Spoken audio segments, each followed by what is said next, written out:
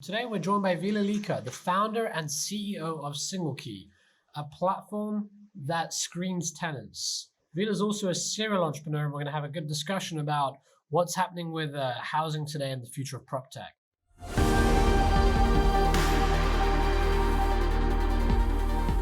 Vila, welcome. How's it going? Hey Zain, how are you? Doing well. Thanks for having me.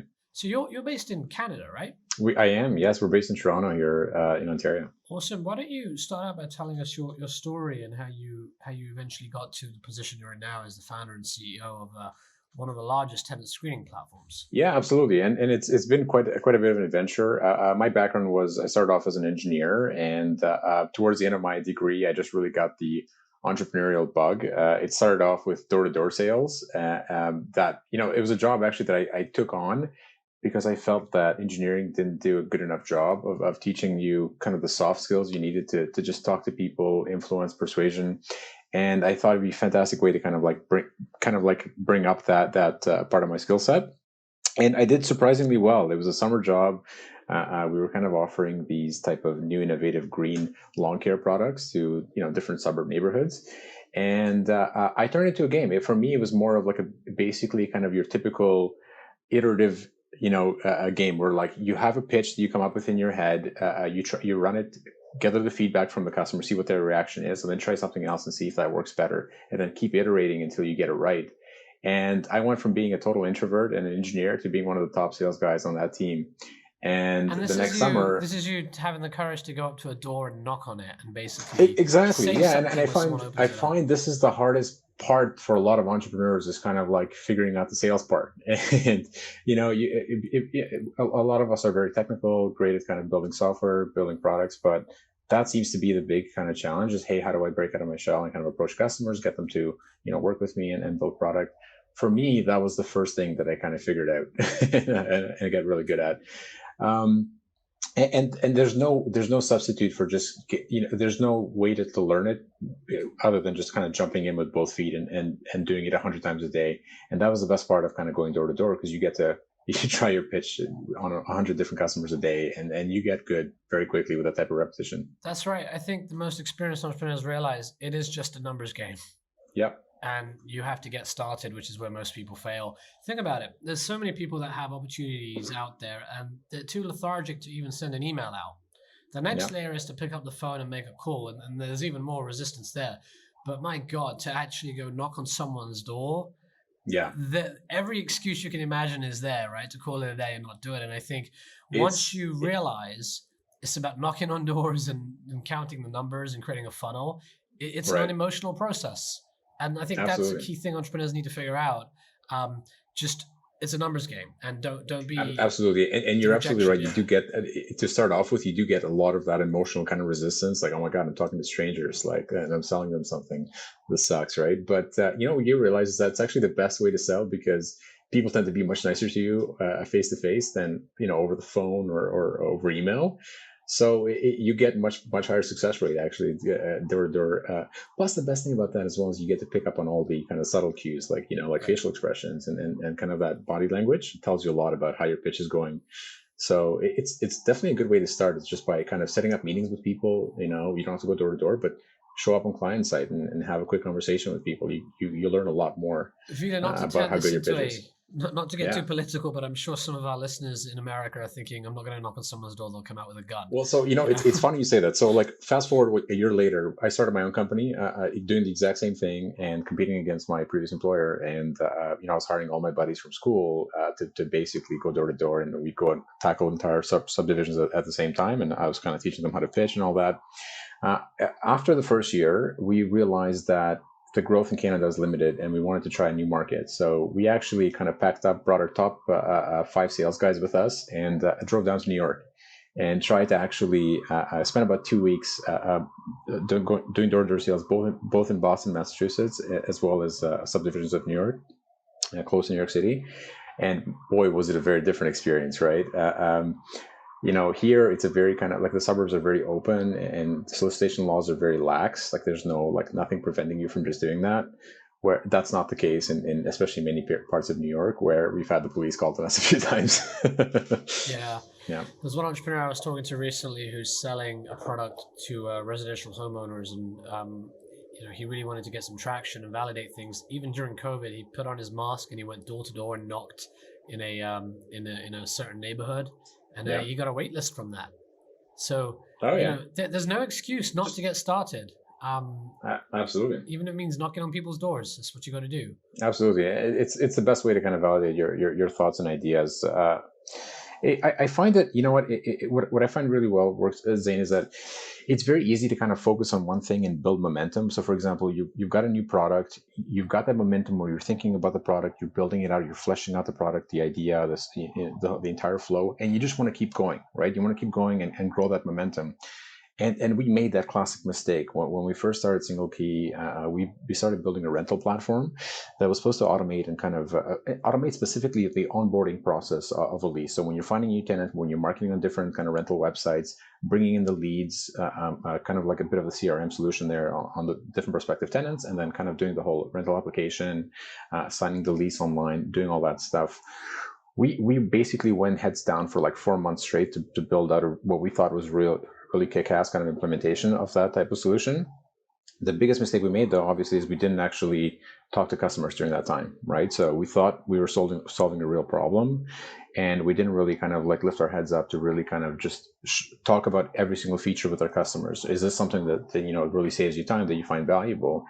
So what we ended up doing is, once we completed the first real MVP, which was way more than an MVP should be, we went to one of the kind of big realtor conferences here in town.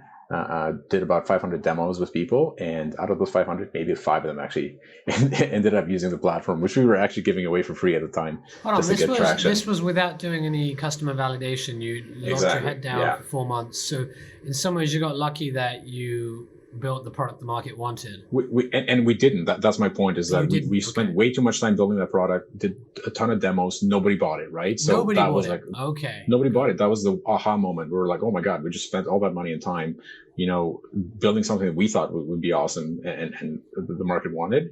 Where in fact, what we should have done is we should have probably spent 2 weeks building together really kind of lean, scrappy MVPs, put it in front of a customer and talk to 20, 30 people, get that feedback, and then continue building and iterating from there.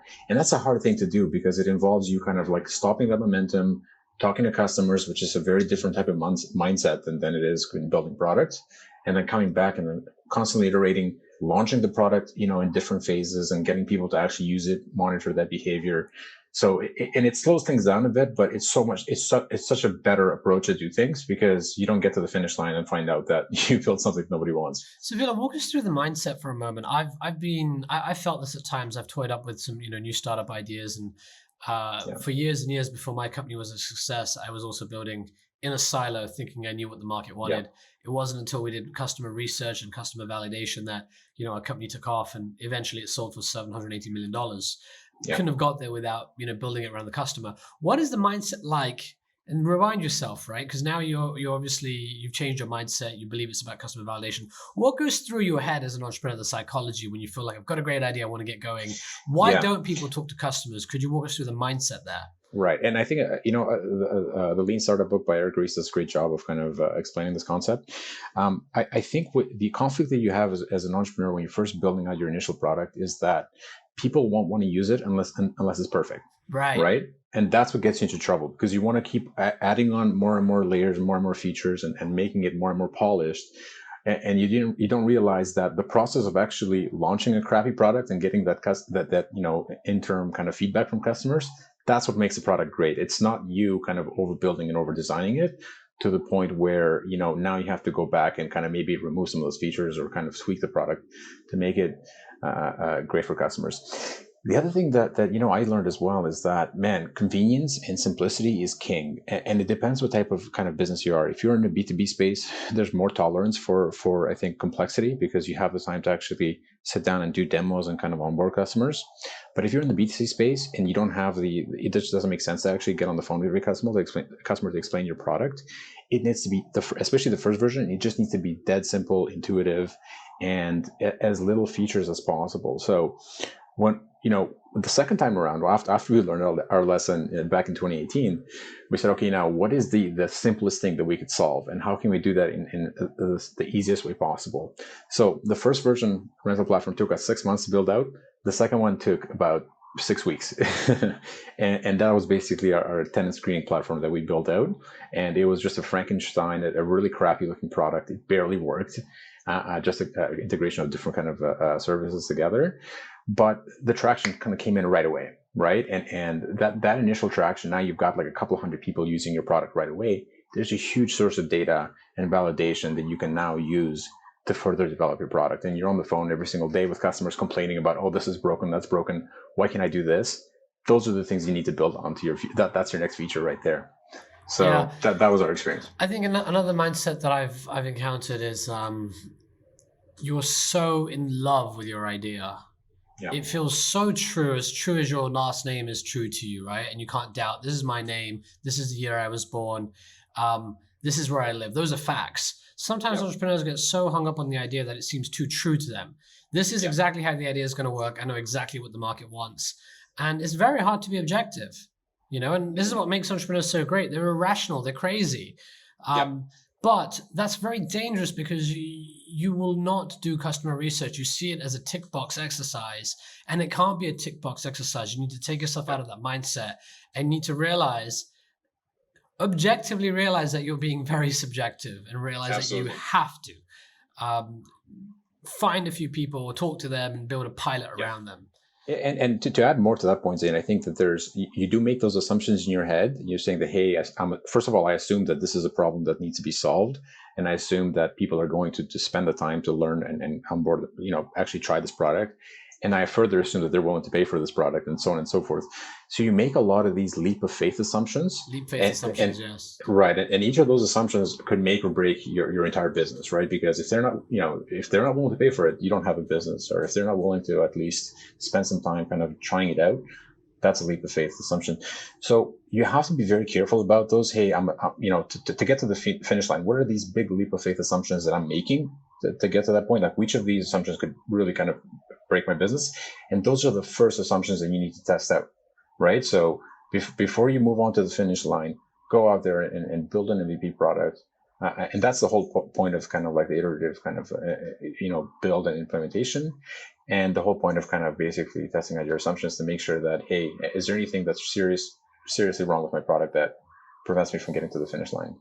Vila, how do you go about, well, how about this challenge with PropTech, where the base of customers isn't sophisticated? Real estate has been the slowest adopter of technology. How do you deal with the fact that sometimes what the customer says they want is too basic a need that they're asking for, and that you feel like you have a more elegant solution in mind? How do you basically make do with that gap? Because you're dealing with an audience here that doesn't understand technology much, and in your head you might feel like what they're asking for is just too simple, and if I build what they're asking for, there's nothing exciting about this. It's so basic. How do you deal with that brutal fact? Yeah, it's a tough one, Zain, and I'm hoping to kind of get your thoughts on this as well. I mean, we're a great example. We cater primarily to landlords that typically tend to be in their 40s or 50s, right? So definitely a great example of kind of unsophisticated, not obviously not digital natives, and that's why we really kind of prioritize intuitiveness and ease of use. It's tough because I think, at the beginning, when you identify that pain point and you find the initial solution, you definitely need to listen to your customers and build exactly what they want.